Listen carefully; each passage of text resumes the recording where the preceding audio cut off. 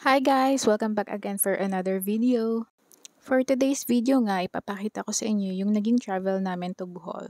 Kinaumagahan nga ng pagdating namin dito sa Bohol ay nag-rent kami ng motor for 500 pesos. Ang flight nga namin ay 12 noon, tapos dumating kami dito sa Bohol ay bandang 5 PM na. So kumain lang kami at nag-dinner, and then ito na yung kinaumagahan. Isa nga sa mga napuntahan naming magagandang restaurant dito ay itong Paprika. Medyo malayo nga siya sa main road, so kailangan mo talaga ng mayroon kang sariling sasakyan. Buti na lang may dala kaming sariling sasakyan.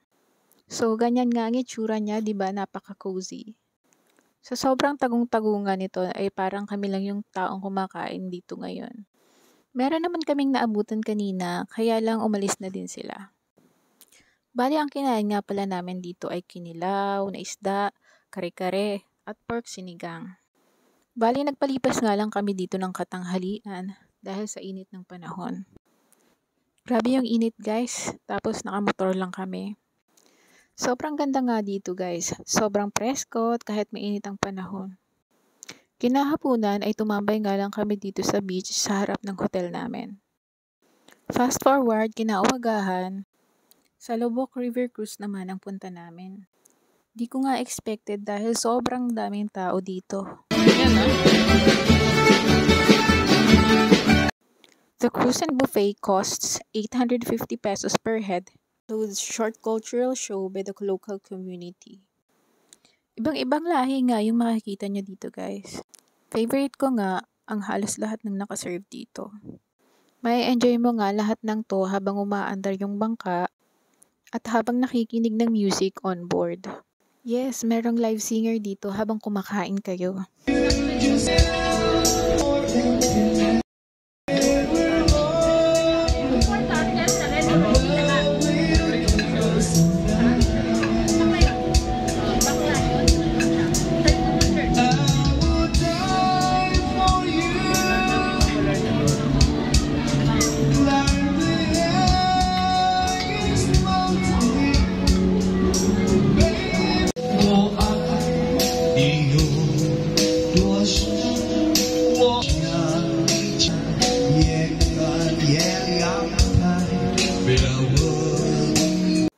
Grabe, ang ganda-ganda din ng tanawin habang kumakain ka.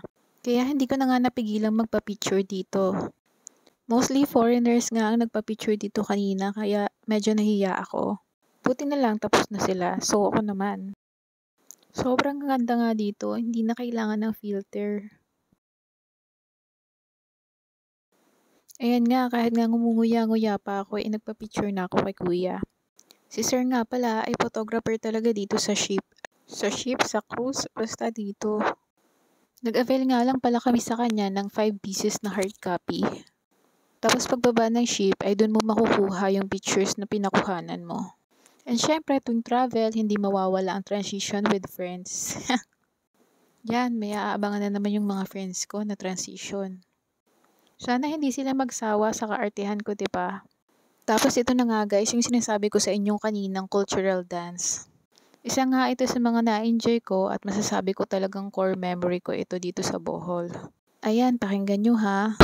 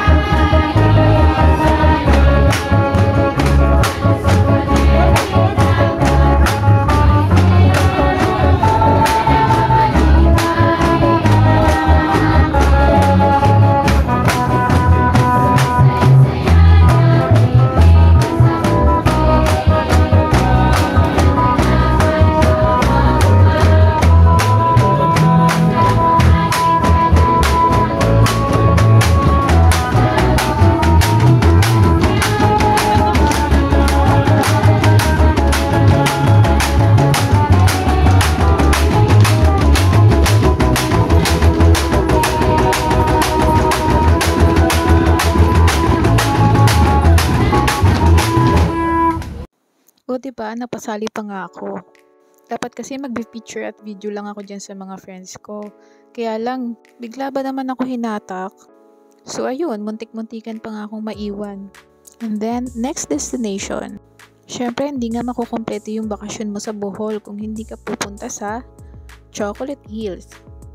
Nagbayad nga lang kami ng 150 pesos na entrance fee dito. Tapos ayun, pwede ka nang umakyat. Hindi ko nga ine-expect tong ganito. Kailangan mo ngang umakyat ng 214 steps para makita at makapagpa-picture dito sa Chocolate Hills. Ayan nga yung itsura niya, guys. Tinanong ko nga yung friends ko, sabi ko, bakit hindi naman sila mukhang chocolate? And natuwa nga ako kasi color green sila. Ibig sabihin, hindi sila tuyot na tuyot talaga.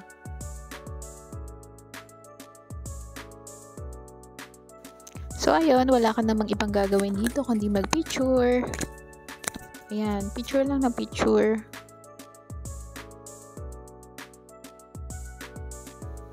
Amazed na amazed nga ako dito. Diba, ang ganda niya. Grabe talaga yung creation ni Lord. Sobrang ganda. And I am beyond blessed that I was able to witness and nakita ko to ng personal. Kaya thankful ako kay Lord at dito sa asawa ko. Pati dito sa circle of friends namin na kung saan-saan nga kami inaaya para mag-travel. Dahil kung ako nga lang, guys, ay mas gusto ko pang magstay sa bahay as an introvert. Kaya lang nung lagi na akong nakakalabas-labas at nagta-travel, ay amazed nga ako every time. Ay isa na ang pagta-travel sa niro-look forward ko every time. And so ayun, uwian na. New memory, new me. Cheers! 8 PM pa nga yung flight namin. Pero 12 pa lang after namin mag-check out sa hotel, ay nasa airport na kami. So paano ba yan? Mahaba-habang pag-aantay to. Thank you for watching. Bye-bye!